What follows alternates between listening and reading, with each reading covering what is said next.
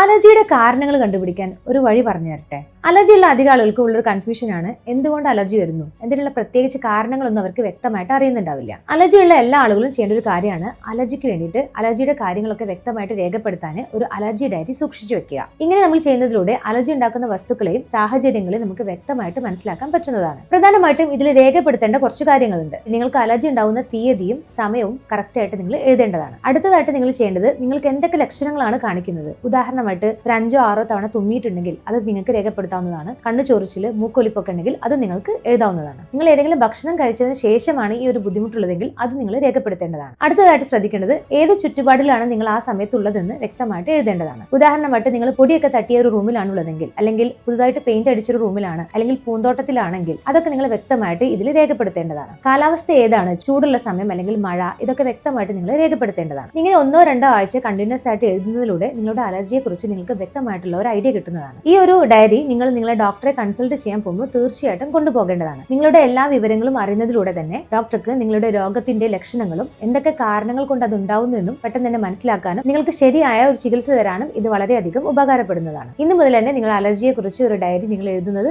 ഒരു ശീലമാക്കിക്കോളൂ. നിങ്ങൾക്ക് അതുകൊണ്ട് വളരെയധികം മാറ്റം ഉണ്ടാവും.